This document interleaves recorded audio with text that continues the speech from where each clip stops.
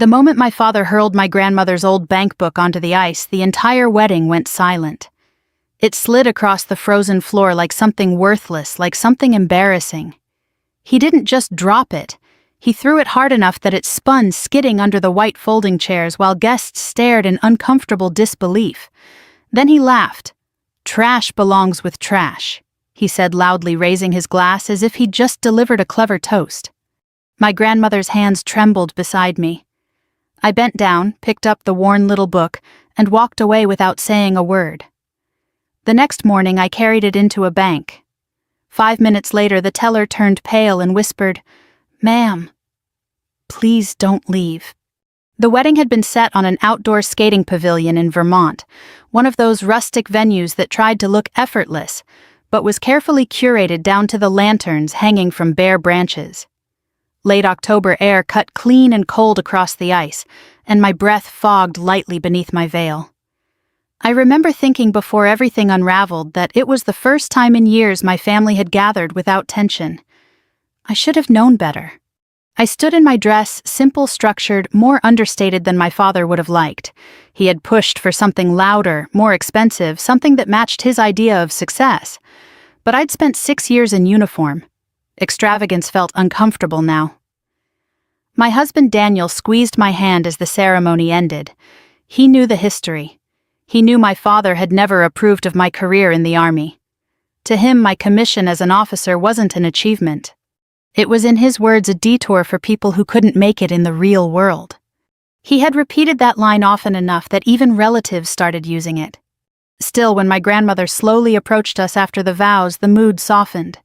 She moved carefully across the ice, her shoes gripping the rubber mat laid down for safety. Her gray coat hung loosely around her shoulders, and she clutched a small paper envelope with both hands. I noticed the tremor before anyone else did. "Sweetheart," she said quietly, her voice thin but warm. "This isn't much, but I've been saving it for you." She handed me the envelope. Inside was a small worn bank book, yellowed pages, faded ink, the kind I hadn't seen since childhood. It looked almost fragile, like something rescued from an attic. The cover had been handled so often the edges curled inward. I felt a strange tightening in my chest. My grandmother had never had much money. She lived modestly, quietly, rarely bought anything for herself. Before I could thank her, my father leaned forward and glanced at it. He chuckled. Then he laughed. Not politely, not quietly. A full dismissive laugh that cut across conversations nearby. Several guests turned. My grandmother froze. "What is that?" he asked, reaching for the book. I hesitated, but he took it anyway, flipping through the pages like he expected to find a joke written inside. "You brought her this on her wedding day." My grandmother's lips parted, but no sound came out. "It's a savings book," she finally whispered. "I started it years ago, for her." My father shook his head, slowly, smiling in disbelief. "Mom, this is exactly what I mean." He looked at the guests, gesturing with the book. "This is the difference between sentiment and reality. She just married into a solid future, and you're giving her pocket change from a relic." Daniel shifted beside me. I felt his hand tighten. I reached out. "Dad, it's fine. I appreciate." But he cut me off. "No, you should understand this. You're not a child anymore. You're an officer now, right?" He smirked. "You should know what real value looks like." He tossed the bank book lightly once in his hand as if weighing it. Then with sudden force he flung it across the ice. It slid hard, spinning, stopping near the edge of the rink. "Trash belongs with trash." The words echoed in the cold air. Someone coughed. Another guest looked away. My grandmother's shoulders folded inward like something fragile had finally cracked. I didn't speak. I walked across the ice, my heels careful, deliberate. I picked up the bank book. It was colder now, the paper stiff. I brushed a small frost line off the cover. When I turned back, my father had already lifted his champagne glass again, smiling as if nothing had happened. I didn't return to the center. I didn't finish the reception. Daniel followed me quietly as I stepped off the ice and removed my veil. "You okay?" he asked gently. I nodded. "I just need some air." We drove back to the hotel in silence. My grandmother hadn't left yet. I'd seen her sitting alone near the heaters, staring at her hands. I planned to call her later, but something about the book kept pulling my attention. I opened it again in the car. The entries were handwritten, dated decades back. Small deposits at first, then slightly larger ones. The ink changed color over time.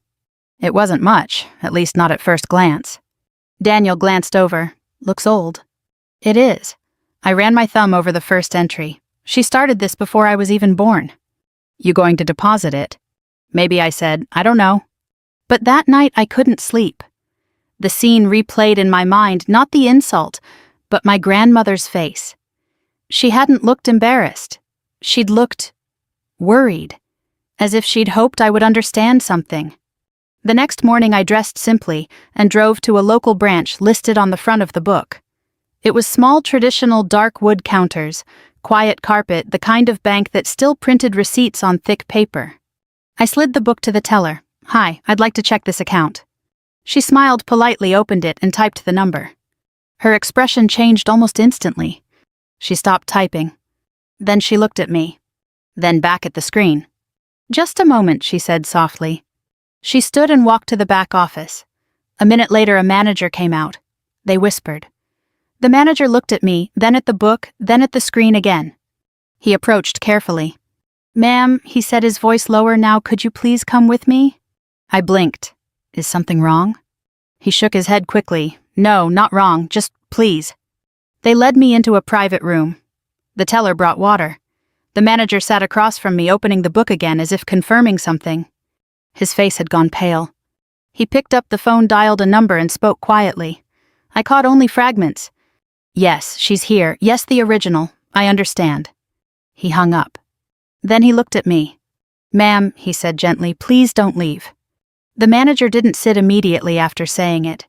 He remained standing, one hand still resting on the back of the chair across from me as though he were steadying himself. That alone told me this wasn't about a clerical error.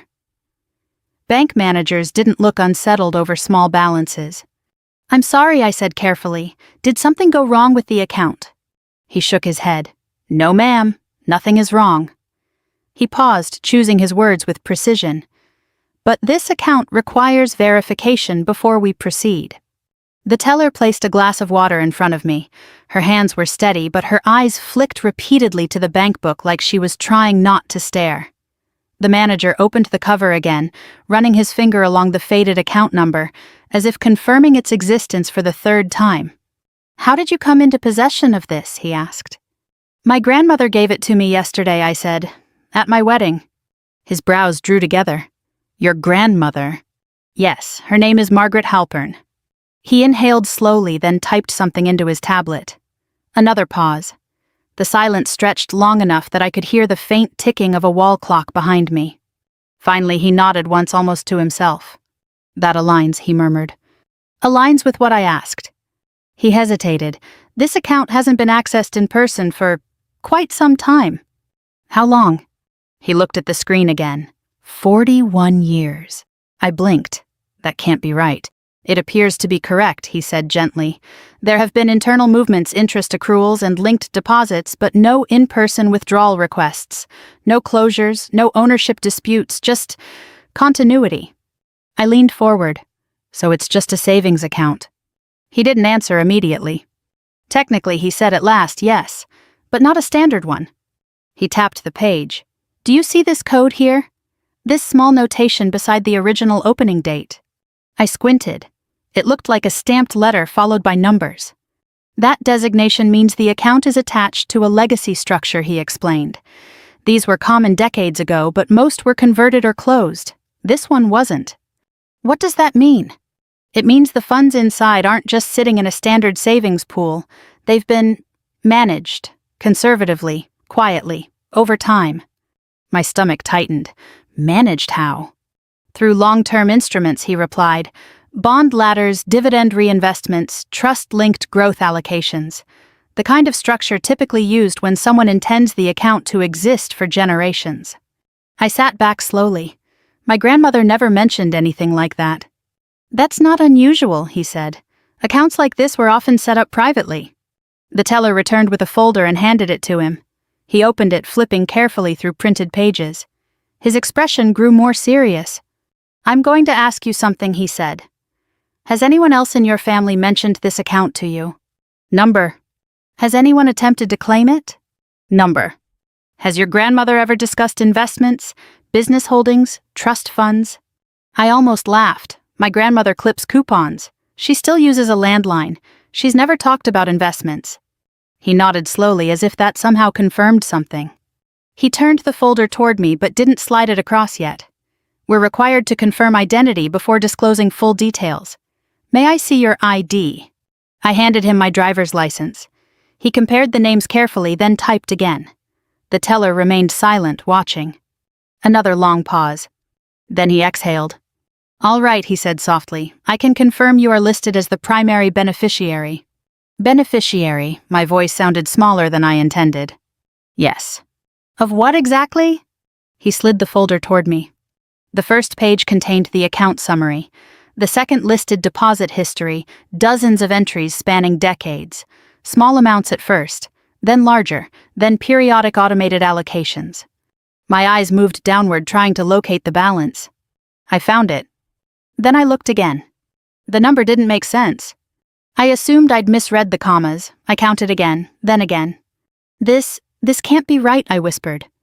The manager didn't correct me. Instead, he folded his hands calmly. The account has been compounding for over 4 decades. It also includes linked instruments that matured at various intervals. Additionally, there are dividend reinvestments from attached holdings. I looked up. You're telling me my grandmother put this much money away? Not all at once, he said. But over time, yes. And importantly, she structured it so it would not be accessed prematurely. I stared at the figure. My mind tried to connect it with reality, my grandmother's small house, her second-hand coats, her quiet life. This doesn't match her life, I said. That happens sometimes, he replied. Some people invest quietly. But why give it to me now? He turned another page. Because the account had release conditions. Release conditions? Yes. The funds transfer to the beneficiary under one of 3 triggers. He tapped the list. Age threshold, marriage, or written directive from the account holder. I swallowed. Marriage. He nodded. Yes, yesterday would qualify. The room felt suddenly smaller. And it's all mine, I asked carefully. Not automatically, he said, but you are the designated owner once we complete verification. He picked up the phone again. We're contacting our senior account office. This type of legacy structure requires executive-level authorization before funds are moved. My hands rested on the table. They didn't feel like mine. Outside the glass wall, the bank continued quietly, customers lining up, printers humming. But inside the room, time felt suspended. After a moment, I asked, "Has anyone else been notified?" He hesitated. "There is a secondary contact listed," he admitted. My stomach tightened. Who? He checked the screen. Then his expression shifted slightly. "It appears to be your father." I stared at him. What? The account documentation lists him as a family reference, not a beneficiary, just a notification contact if ownership changes.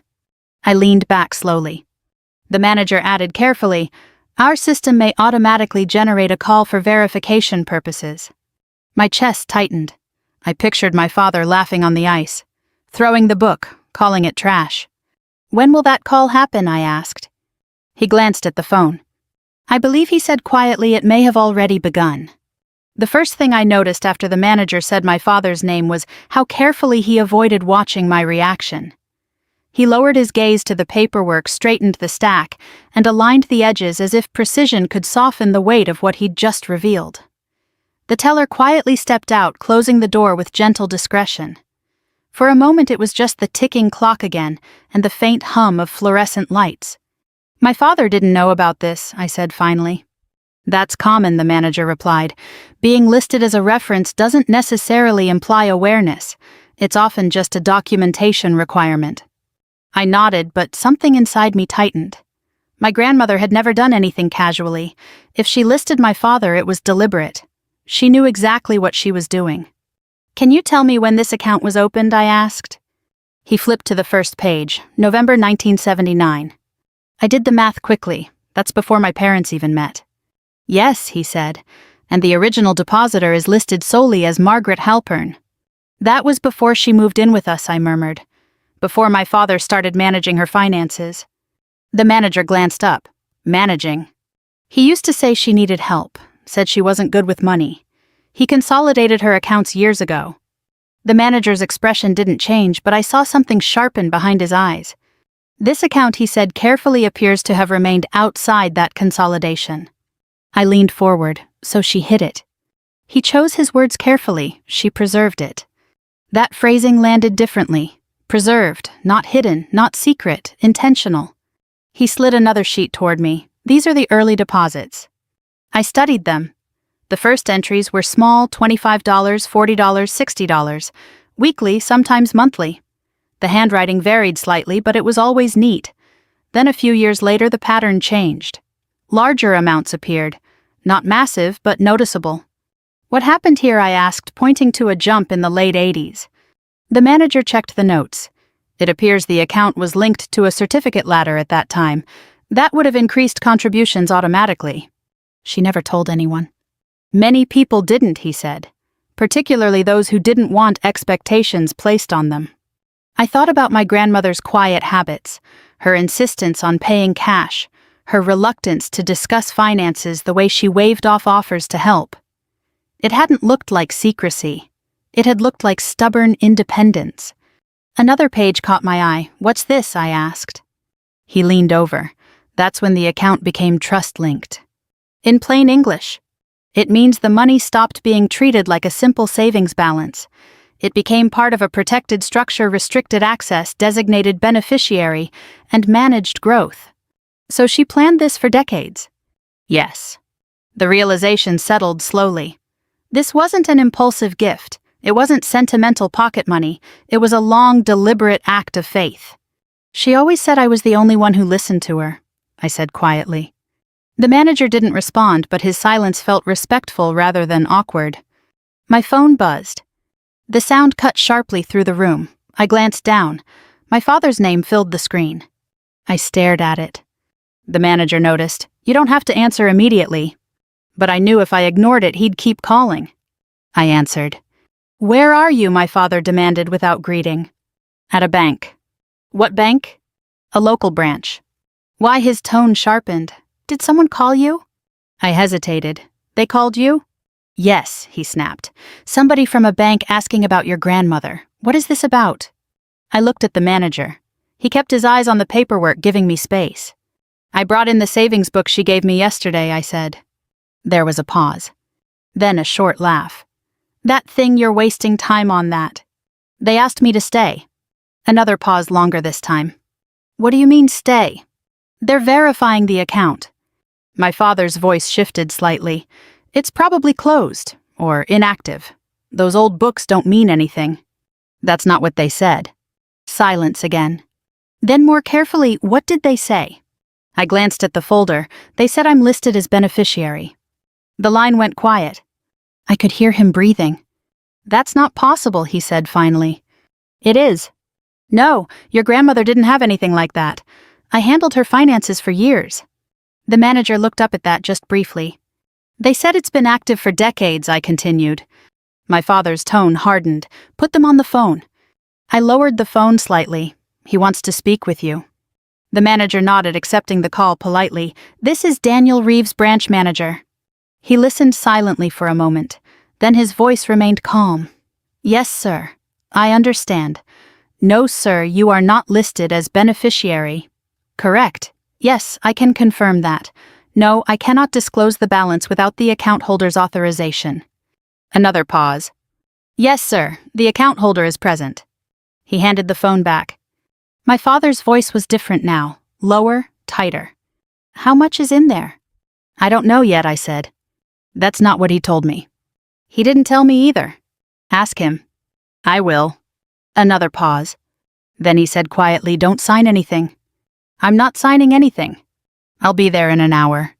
You don't need to. I'm coming, he said, and hung up. I lowered the phone slowly. The manager folded his hands again.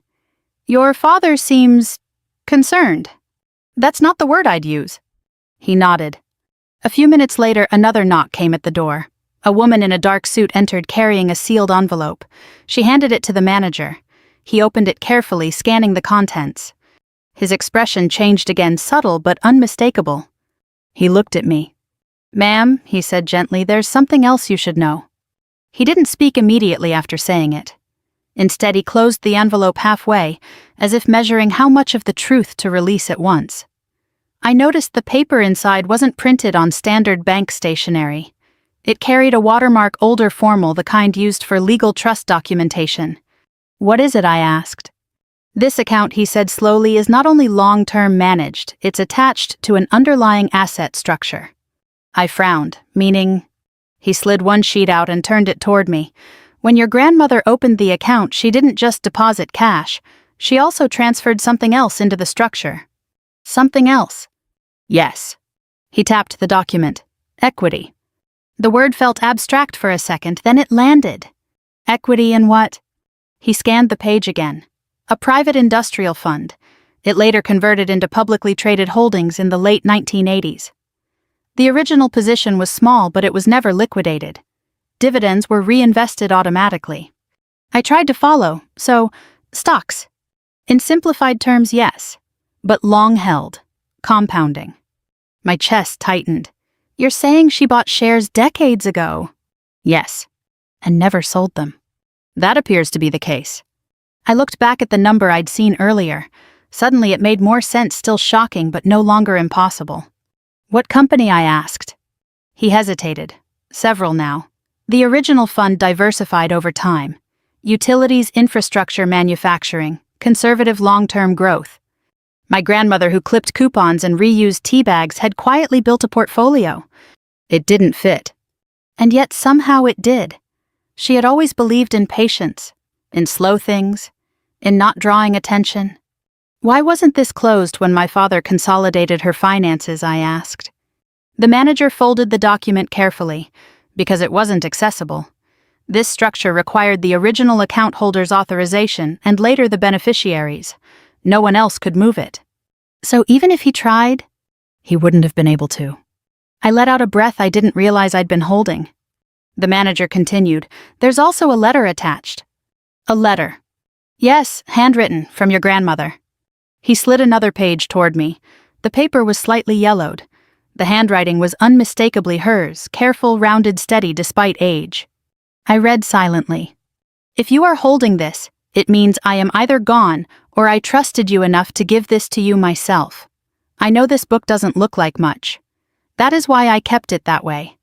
People ignore small things. They overlook quiet things. They underestimate patience." I paused, my throat tightening. "You were always the only one who sat with me when everyone else was busy. You listened when I repeated stories. You asked about my life before I was just grandma. You never laughed at my habits. You never made me feel small. So I saved this for you. Not because you need money, but because I want you to have something that belongs only to you. Something no one else can take control or diminish. If anyone tells you it is worthless, remember the quietest things often grow the longest." I lowered the paper slowly. The room blurred for a moment. I blinked, steadying myself. The manager waited respectfully. "She wrote this years ago?" I asked. He nodded. "It appears to have been filed when the trust conditions were finalized." I traced the last line with my finger. "Something no one else can take." My phone buzzed again. My father. I let it ring once before answering. "I'm 10 minutes away," he said. No greeting again, just urgency. "You don't have to come," I replied. "I'm coming." "It's already being handled." "That's exactly why I'm coming," he snapped. Then quieter, "Did they tell you the amount?" "Number." "Did they tell you anything else?" I hesitated. "They said it's linked to investments." Silence. "Then that doesn't make sense." "That's what they said." "I told you your grandmother didn't have investments. I reviewed everything." "Apparently not everything." He exhaled sharply. "Don't let them transfer anything yet." "They're not." "Good, wait for me." He hung up again. I set the phone down. The manager glanced at the door. He seems eager. That's one way to put it. Another knock sounded. The teller returned, whispering something to him. He nodded, then looked at me. "Our senior office confirmed the valuation range," he said carefully. My pulse quickened. And he hesitated, then spoke softly. It's significantly higher than the preliminary balance. How much higher? He took a breath. Several times. I stared at him. Because the equity portion wasn't fully reflected in the initial summary. It required manual reconciliation. The number in my head shifted, expanded, became harder to grasp. And once we finalize, he continued, the ownership transfers fully to you. Outside the glass wall, the front doors opened. The teller glanced toward the lobby. That may be him, she murmured. I turned. Through the glass, I saw my father striding across the floor, coat still unbuttoned, expression tight with controlled urgency. He scanned the room, spotted me, and walked faster. He looked nothing like the man who laughed on the ice. My father didn't knock before entering the private office. He pushed the door open with the same quiet authority he used in boardrooms, the kind that assumed the room already belonged to him. His coat hung half off one shoulder, and his hair, normally meticulous, was slightly out of place, as if he'd driven faster than usual. He stopped just inside the doorway, eyes flicking from me to the manager, then to the folder on the table. So he said, forcing a thin smile, "This is what all the excitement is about." The manager stood politely. "Sir, I'm Daniel Reeves." My father shook his hand briefly, already turning his attention to the paperwork. "I'm her father. I'd like to understand what's going on." "Of course," the manager replied evenly. "However, I should clarify that your daughter is the account holder."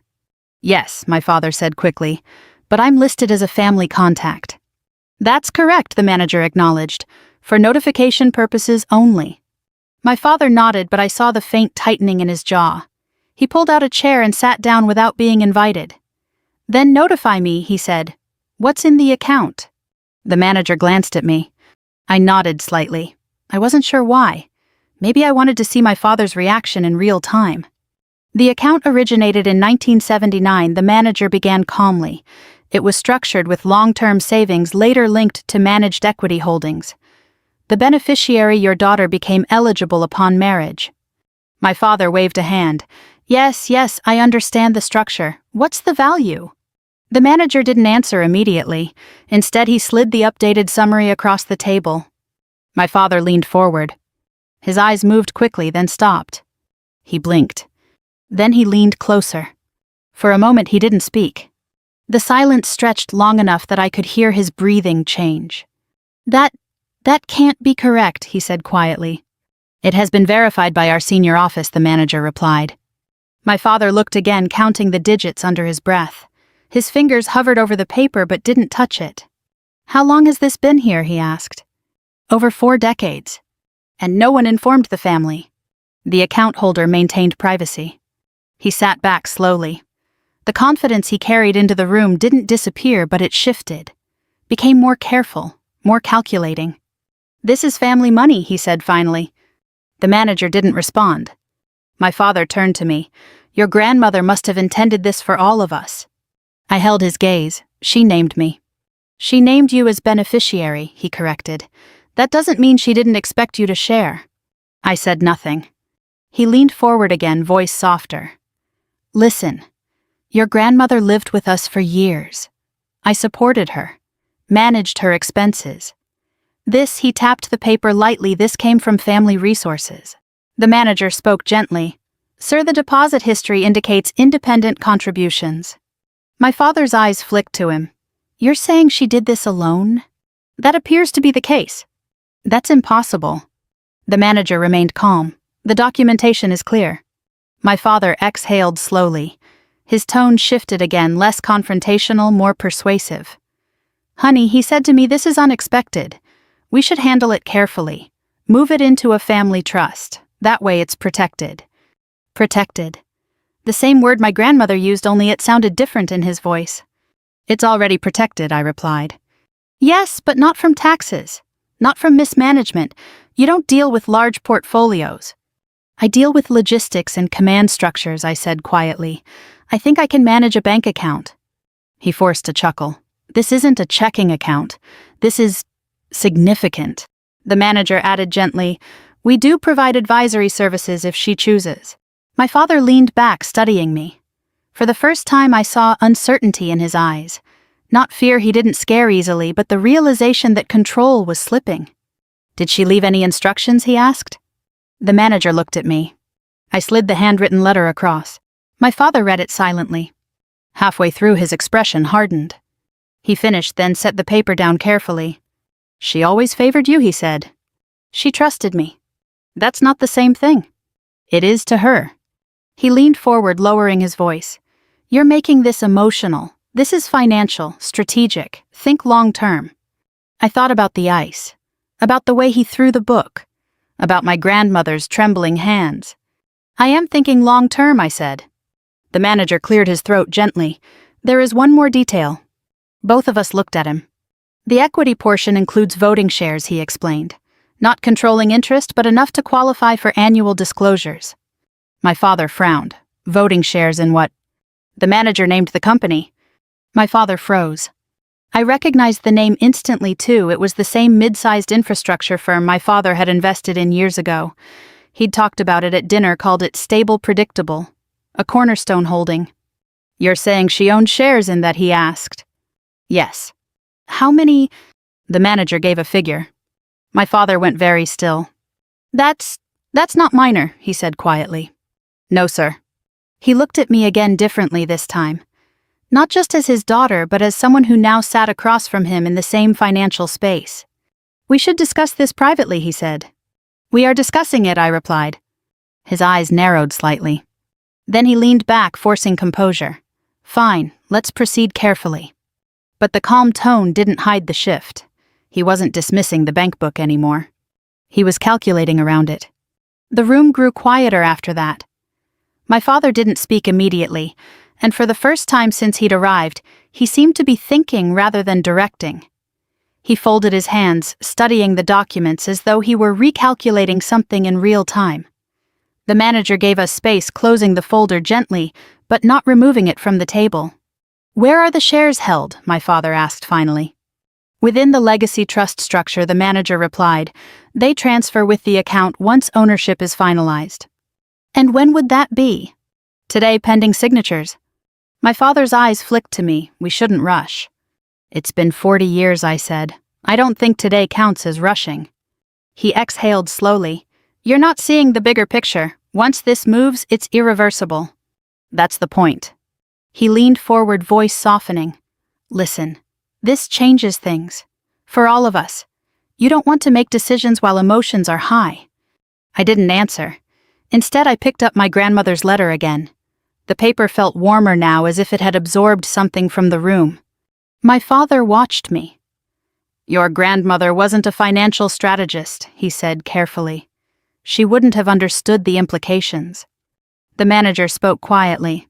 "Sir, the documentation suggests she worked with advisors when the trust was created." My father's jaw tightened. Advisors she never mentioned. "That's not unusual." He leaned back again, but the calm looked practiced now. "Then at least we should meet with my attorney." "She already has representation through the trust," the manager replied. My father's eyes narrowed. "You're saying I have no role in this?" "I'm saying the structure doesn't require one." The words landed gently but firmly. My father looked at me again. "You realize what this means, don't you? This isn't just money. This is influence. Board disclosures, shareholder meetings. You'll be stepping into a space you've never navigated." "I've stepped into worse," I said quietly. He held my gaze for a long moment. Then he nodded once, as if accepting something he didn't like. "Fine," he said. "But before you finalize, I want clarity on tax exposure, liquidity, and long-term allocation." The manager slid another sheet forward. We prepared a preliminary breakdown. My father scanned it quickly. "You're suggesting partial retention?" "That's one option." He glanced at me. "You should keep the shares. They're stable." It was the first time he'd given advice instead of resistance. "I noticed," the manager continued, "there's also a note regarding voting rights." My father looked up sharply. "What about them?" "They're inactive until ownership transfers. After that, she'll receive annual materials." He nodded, slowly absorbing it. The shift in the room wasn't dramatic. It was subtle, like a current changing direction. My father wasn't dismissing the account anymore. He wasn't mocking it. He was adapting to it. And that somehow felt heavier than anger. "All right," he said at last. "What's required?" The manager turned the folder toward me. Just signatures acknowledging transfer of ownership and acceptance of trust conditions. I read carefully. The language was formal but clear. Ownership, beneficiary, full transfer. My father watched every line my eyes moved across. "Take your time," he said. I did. When I finished, I picked up the pen. For a second, I hesitated, not because I doubted the decision, but because I realized what it symbolized. The book he'd called trash, the gift he'd thrown away, the quiet decades my grandmother had invested without anyone noticing. I signed. The manager countersigned, then stamped the document. The sound was soft but final. "It's done," he said. My father exhaled slowly, as if something invisible had settled. "What happens now?" he asked. "The assets transfer under her name," the manager replied. "We'll schedule advisory follow-up, but ownership is complete." My father nodded. Then he leaned back in his chair, studying me again. Not with surprise this time, but with a measured, almost respectful caution. "Well," he said quietly, "I suppose congratulations are in order." It wasn't warm, it wasn't cold, it was careful. I folded my grandmother's letter and slipped it back into the bank book. For a moment no one spoke. Then my father stood. "We should talk later," he said. "Privately." "Maybe," I replied. He nodded once and turned toward the door. Before leaving, he paused, glancing back at the worn bank book in my hands. His expression flickered, brief, unreadable, then settled again into composure. When the door closed behind him, the manager looked at me gently. "How are you feeling?" I thought about the ice, the laughter, the way the book slid across the rink. I think I said slowly, "I understand my grandmother now." He smiled softly. "She planned well." I nodded, holding the book carefully. It didn't look different. Still worn, still quiet, still easy to underestimate. But everything around it had changed. My father waited for me in the lobby, standing near the tall windows that looked out over the parking lot. When I stepped out of the private office, he straightened, adjusting his coat as if preparing for a formal meeting rather than a family conversation. For a moment, we simply looked at each other, two people who had just crossed an invisible line neither of us had expected that morning. "You handled that quickly," he said. "It's been 40 years, I replied. He gave a faint smile. "You keep saying that." "Because it matters." We walked outside together. The late morning sun had warmed the asphalt, melting the thin frost that still clung to the edges of the lot. My breath no longer fogged in the air. It felt strangely symbolic, as if the cold from yesterday had finally broken. "I didn't realize she had something like that," he said more quietly now. "I don't think she wanted anyone to." He nodded, hands in his coat pockets. "She always had her own way." We stood beside my car. He looked at the bank book in my hand again. "You know," he said slowly, "when she moved in with us, I thought I was helping her. She insisted on paying for groceries sometimes, small amounts. I told her not to worry about it." He paused. "I didn't realize she was still building something." "She wasn't building it for you," I said gently. He absorbed that without argument. "I shouldn't have thrown it," he admitted after a moment. The word surprised me, not because he apologized, but because he said it plainly. "No," I agreed, "you shouldn't have." He nodded again. "I assumed it was symbolic, sentimental. I didn't think—" He let the sentence trail off. "That it mattered." "Yes." We stood in silence. A car passed slowly behind us. Somewhere a phone rang inside the bank. "I embarrassed her," he said finally. I remembered my grandmother's hands shaking, the way she'd looked down at the ice. "Yes," I said quietly. He inhaled, then exhaled slowly. "I'll call her." "You should." He hesitated. "Will she know about this?" "I think she always knew it would happen eventually." He studied the ground for a moment, then looked up again. "You're going back to Vermont?" "Later today." He nodded. Tell her I'm sorry." "I think she'd rather hear it from you." He gave a faint, almost tired smile. "You're right." We stood there a moment longer, the conversation settling into something calmer, less confrontational, more reflective. The tension that had defined most of our relationship felt muted, not gone, but softened by something neither of us could quite name. "I meant what I said inside," he added. "You should keep the shares. Long term, they'll matter more than the cash." "I plan to." He nodded approvingly. "Good." Then he stepped back. "Take care of yourself." "You too." He walked toward his car, pausing once to glance back. His expression wasn't proud exactly, but it held a quiet acknowledgement. Then he drove away. I sat in my car for a moment, the bank book resting on the passenger seat. It looked unchanged, worn edges, faded ink, modest and unassuming. But I knew now it carried decades of quiet intention. On the drive back, I called my grandmother. She answered on the third ring. "Hello." "Hi, Grandma." Her voice warmed instantly. "Sweetheart, did you get home safely?" "I went to the bank this morning." There was a pause, gentle, not surprised. "Oh," she said softly. "They told me about the account." Another pause. I could hear her breathing. "I hoped they would," she replied. "Why didn't you tell me?" "I wanted you to see it the way I did, as something small, something easy to overlook." She laughed lightly. People show their hearts when they think something is worthless. I thought about my father's words on the ice. "I'm sorry about yesterday," I said. "You don't need to be," she replied. "I watched you pick it up. That was enough." My throat tightened. "It's more than enough, Grandma. It's a lot." "I know," she said gently, "but that's not the important part." "What is?" "That you have something no one can diminish, something built quietly, like you did." I smiled. "I'm going to keep the shares, long term." "Good," she said. "Patience grows." We talked a few more minutes about the wedding, about Daniel, about the drive home. When we hung up, I felt lighter than I had in years. That evening, I returned to the skating pavilion. The staff were dismantling decorations, stacking chairs, rolling up the white mats. The ice looked dull without the lights. I walked to the spot where the bank book had slid. For a moment, I just stood there, remembering the sound of it scraping across the surface, the laughter, the silence afterward. Then I opened the book again. The pages fluttered slightly in the cold air. It still looked like nothing. And maybe that was the point. The quietest things my grandmother wrote often grow the longest. If this story meant something to you, if you've ever been underestimated, dismissed, or told something you valued was worthless, take a moment and share your thoughts below. I'd love to know where you're listening from and whether you've ever seen a quiet act change everything. Stories like this remind us that patience, kindness, and dignity don't always look powerful at first, but they endure. We share new stories every day, so if you want more moments like this, consider subscribing and joining us on this journey.